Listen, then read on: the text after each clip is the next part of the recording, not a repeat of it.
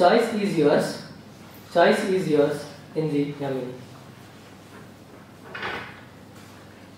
Good evening, fellow Toastmasters and dear guests. Good evening.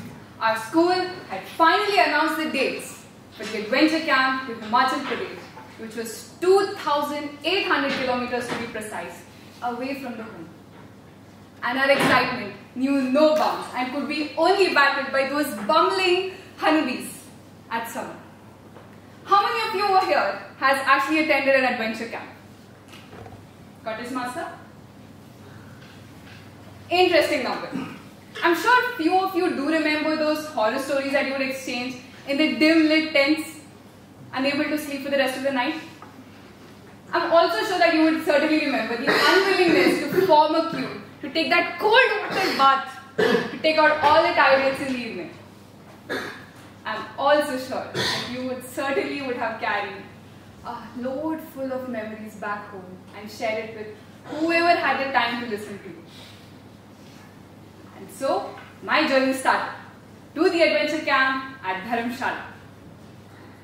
But there were a lot of tasks to be completed, and the most difficult task of all was to convince my parents.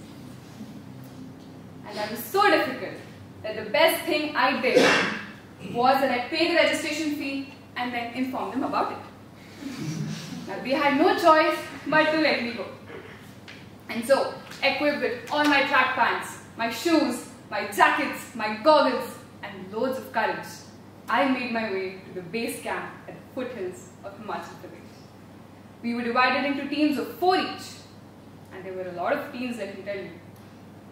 And we all had an eye at one single trophy, which was the Best Team Award trophy.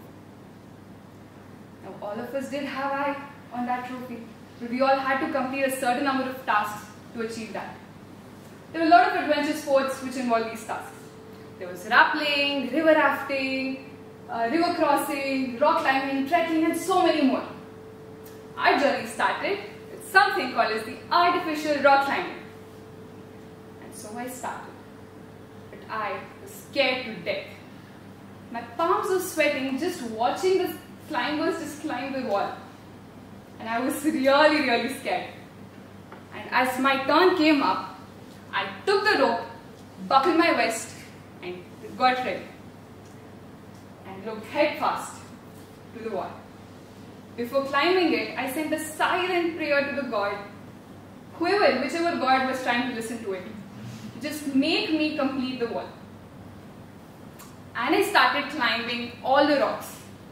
And around half an hour later, I realized that I think I might have completed half the way. And I just made one mistake. The mistake was to look down to see how much I had completed. And that's it. I froze. My heart stopped beating and I didn't know what to do. I got cold feet. The feet below, I lost my hold. And I left the wall. I was swaying from right to left, unable to think of anything. Thankfully, I did have a rope attached to my waist, or else I would have fallen to death. Since I was frozen and I did not know what to do, I just decided one thing, of letting go of the rope. And that was the only option left. So I let go of the rope and I slithered down, unable to complete the task. Now, the team was sad that I could not complete it and I was heartbroken because of it.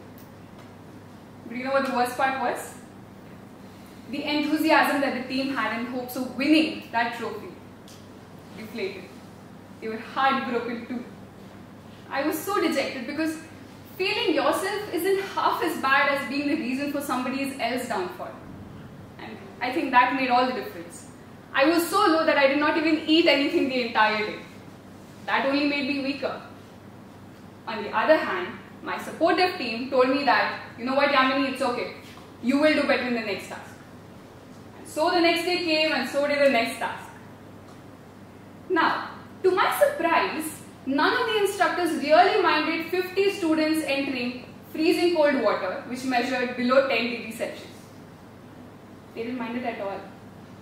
Because the next task was going to be amidst the mist-decked hills, where the free river flowed all the way, full of mind, to reach her destination. Task simple?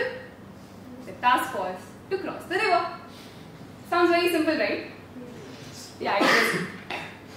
Even I thought it was quite simple, and I wanted to cross it. I really didn't know why they were tying the rope from one pole to the other across the river, and also across the waist of the students.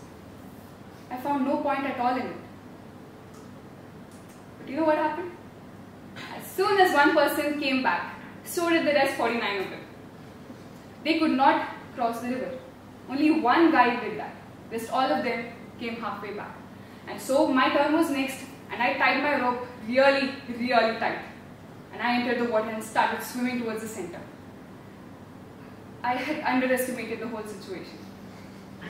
The currents, as I drew towards the center, grew stronger and stronger with each stroke.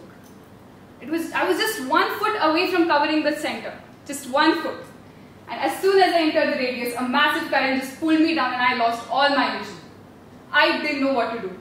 I was flaying around, I didn't know what to do. That was the only thing that was running in my mind. I was trying to catch hold of that rope, that support rope that they had pulled up. I resurfaced and I tried catching it again. I was thinking of letting go, because the feeling of failure overpowered the power of currents.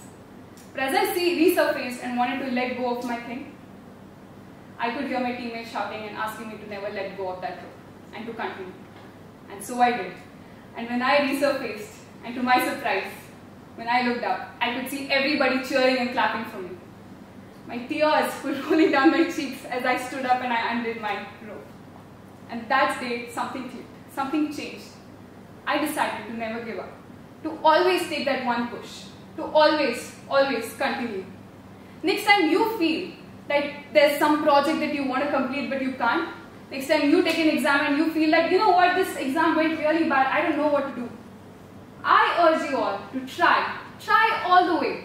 Take that one more push, stretch a little more and try again. Because that is all that matters. To never let go. Guys, the choice is yours. God is not